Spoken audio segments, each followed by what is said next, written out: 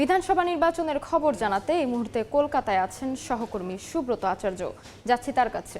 সুব্রত, দেখুন, একেবারে বৈচিত্র্যময় পরিবেশে কিন্তু এই ভোট শুরু হয়েছে। এখনো পর্যন্ত প্রায় 2 ঘন্টা হতে চললো ভোট গ্রহণ এবং নির্বিঘ্নে শান্তিপূর্ণভাবে নির্বাচন কমিশনের যে ঘোষিত যে বিধিনিষেধ সেগুলো মেনেই কিন্তু লম্বা লাইন দিয়ে ভোটাররা তাদের গণতান্ত্রিক অধিকার প্রয়োগ করছে। আমি শুরুতে যেটা বললাম বৈচিত্র্যময় পরিবেশে কেন বললাম, সেটি হচ্ছে জানেন উত্তরবঙ্গে 8টি জেলা এবং উত্তরবঙ্গ মূলত শীতল অঞ্চল। এর মধ্যে আবার সেখানে আকাশের মন খারাপ, একটু মেঘাচ্ছন্ন আকাশ, কোথাও কোথাও একটু গুড়ি গুড়ি বৃষ্টি হচ্ছে বলেও শোনা যাচ্ছে। আবার অন্যদিকে দক্ষিণবঙ্গের 8টি জেলা পুরুলিয়া, বাঁকুড়া এবং বর্ধমান, পূর্ব বর্ধমান, পশ্চিম বর্ধমান, এই সমস্ত এলাকায় পূর্ব মেদিনীপুর, পশ্চিম মেদিনীপুর, এই সমস্ত এলাকায় কিন্তু তীব্র দাবদাহ চলছে, অর্থাৎ অতিষ্ঠ রোদ গরম। এবং সে কারণেই এই অঞ্চলের মানুষগুলো, এই 8টি জেলার যে ভোটাররা রয়েছেন তারা কিন্তু সকাল থেকে লম্বা লাইন, অর্থাৎ তীব্র রোদ উপেক্ষা করার জন্য তারা সকাল সকাল এসে ভোটটা দিয়ে বাড়ি চলে যেতে চাইছেন। এবং সে কারণে আমরা দেখেছি যে দক্ষিণবঙ্গের ভোট কেন্দ্রগুলোতে লম্বা লাইন দিয়ে সকাল থেকে নারী এবং পুরুষরা তাদের ভোটাধিকার প্রয়োগ করছেন। রাজ্যের এই যে দুটো দিকে দুরকম বৈচিত্র্যপূর্ণ আবহাওয়ার মতোই কিন্তু রাজনৈতিক বৈচিত্র্যময়তাও কিন্তু আমরা ভোটের প্রচারণায় আমরা প্রথম দফা থেকে দেখেছি। এবং এখনো পর্যন্ত যে দ্বিতীয় দফা, অর্থাৎ 29 তারিখে যে দ্বিতীয় দফা 142টি আসনে ভোট হবে, সেক্ষেত্রেও কিন্তু বৈচিত্র্যময়তার শেষ নেই। আপনি জানেন যে প্রথম বৈচিত্র্যময় যদি আমি প্রথম দিকে ধরি, সেটি হচ্ছে যে এইবারে নির্বাচনটি রাজনৈতিক দলের কাছে শুধুমাত্র একটি নির্বাচন নয়, এটি হচ্ছে তাদের একটি ইগোর লড়াই। এবং অন্যদিকে নির্বাচন কমিশনের কাছে, আপনি জানেন যে ভারতের নির্বাচন কমিশন 80 বছরের পুরনো একটি প্রতিষ্ঠান। যে নির্বাচনের যে কোনো নির্বাচন, সেটি বিধানসভা নির্বাচন হোক, সেটি পঞ্চায়েত নির্বাচন হোক, সেটি লোকসভা নির্বাচন হোক, প্রত্যেকটি নির্বাচন কিন্তু সারা পৃথিবীর কাছে একটি দৃষ্টান্ত বহন করে। যদিও প্রত্যেকবারই যে কোনো নির্বাচনেই পশ্চিমবঙ্গে সহিংসতা, রাজনৈতিক সহিংসতা, নির্বাচনোত্তর, নির্বাচনের আগে বা নির্বাচনের পরে আমরা দেখি সহিংসতার ঘটনা। এক্ষেত্রে নির্বাচন কমিশনের কাছেও এই নির্বাচনটি একটি বড় সড় চ্যালেঞ্জ। এবং সে কারণেই নির্বাচনে সুষ্ঠু, অবাধ, নিরপেক্ষ এবং সহিংসতাহীন হিসেবে করার জন্য নির্বাচন কমিশনের কাছে একটি চ্যালেঞ্জ ছিল। সে ইতিহাসের একেবারে কঠোরতম নির্বাচন আমরা দেখছি। 2407 কোম্পানি কেন্দ্রীয় বাহিনী মোতায়েন করা হচ্ছে এবং সেই কঠোর নিরাপত্তা বলের মধ্য দিয়ে মানুষ কিন্তু সকাল থেকে লম্বা লাইন দিয়ে ভোট দিচ্ছে। আরেকটি বিষয় যেটিও বৈচিত্র্যময়তার মধ্যে একটি, আজকে যে 3,60,00,000 মানুষ যে 16টি জেলায় ভোট দিচ্ছেন, এটি কিন্তু সবশেষ, অর্থাৎ 2024 সালে লোকসভাতে কিন্তু এই ভোটার সংখ্যা ছিল প্রায় 4 কোটি। তাহলে 40 লক্ষ কোথায় গেল? 40 লক্ষ বাদ গিয়েছে এবারের ভোটার তালিকা নিবিড় সংশোধনের যে এসআইআর প্রক্রিয়া, সেই এসআইআর প্রক্রিয়ার 40 লক্ষ লোক বাদ গিয়েছে। তাহলে এই ভোটাররা কোথায় গেলেন? এই সঙ্গতভাবে এই ভোটাররা বাদ গিয়েছেন, তারা কিন্তু আজকে ভোট দিতে পারছেন না।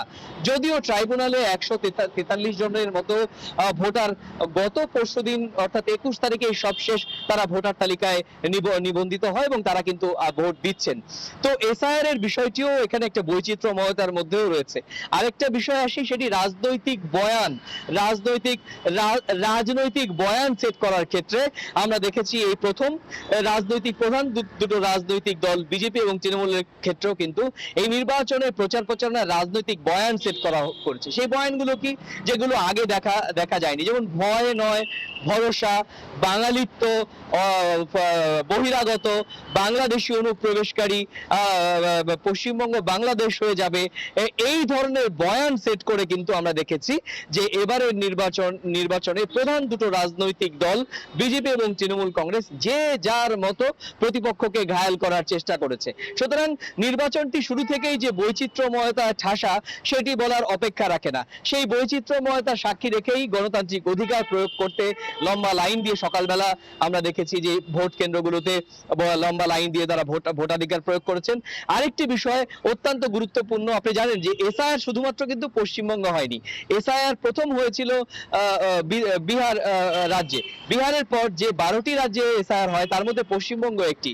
পশ্চিমবঙ্গের ছাড়াও আপনি জানেন যে নির্বাচন কমিশন চলতি বছরের 15 মার্চ যে 5টি রাজ্যে বিধানসভা নির্বাচনে নির্ঘণ্ট প্রকাশ করে তার মধ্যে পশ্চিমবঙ্গ ছিল, তামিলনাড়ু ছিল, এই দুটো রাজ্য কিন্তু ছিল। সুতরাং দেখা যাচ্ছে যে এসআইআর হওয়ার পর এই রাজ্য এর আগে এই যে পদুচেরিতেও হয়েছে, কেরলেও হয়েছে, তাহলে এই রাজ্যগুলোতে কিন্তু এসআইআর এর ইম্প্যাক্ট কিন্তু ভালো বলে মনে করছে নির্বাচন কমিশন।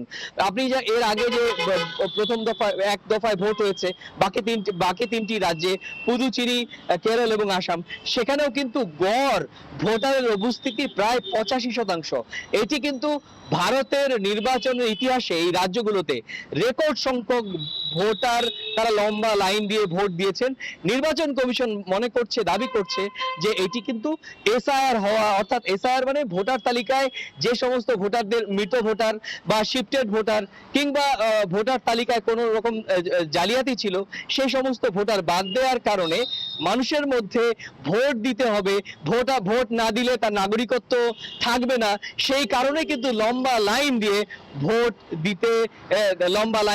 দিতে দাঁড়িয়েছেন ভোটাররা। সুতরাং নির্বাচন কমিশন এবারের ভোটার ক্ষেত্রেও আমরা দেখেছি সকালবেলা আজকে যে 152টি আসনে ভোট হচ্ছে সেখানেও কিন্তু লম্বা লাইন দিয়ে ভোট দিচ্ছেন। প্রধানমন্ত্রী নরেন্দ্র মোদী সকালবেলায় তিনি সামাজিক যোগাযোগ মাধ্যমে ভোট দেওয়ার জন্য সবাইকে আহ্বান জানিয়েছেন, গণতান্ত্রিক অধিকার প্রয়োগ করার জন্য বলছেন মুখ্যমন্ত্রী মমতা বন্দ্যোপাধ্যায়। এবং একই সঙ্গে জানিয়ে রাখি, একদিকে যেখানে ভোট হচ্ছে, ভোটদান করছেন 3,60,00,000 ভোটার, এবং আজকেই তারা কিন্তু শুভেন্দু অধিকারী, দিলীপ ঘোষ, গৌতম দেব, নিশীথ প্রামাণিকের মতো এবং অধীর রঞ্জন চৌধুরীর মতো নেতাদের ভাগ্য নির্ধারণ করবেন। আবার অন্যদিকে আগামী 29 তারিখ অর্থাৎ দ্বিতীয় দফা 142 আসনের ভোটের প্রচারণায় কিন্তু ব্যস্ত সময় পার করছেন কেন্দ্রীয় স্বরাষ্ট্রমন্ত্রী অমিত শাহ, পশ্চিমবঙ্গের মুখ্যমন্ত্রী মমতা বন্দ্যোপাধ্যায় সহ রাজনৈতিক দলের শীর্ষ নেতা নেত্রীরা। তো এই ছিল আমার কাছে ভারতের পশ্চিমবঙ্গের প্রথম দফার ভোটের প্রথম 2 ঘন্টায় এবং আগামী 29 তারিখে যে দ্বিতীয় দফায় সে সংক্রান্ত আমার কাছে থাকা সবশেষ তথ্য। কলকাতার বিধানসভা নির্বাচনের সর্বশেষ পরিস্থিতি জানতে সরাসরি সংযুক্ত ছিলাম।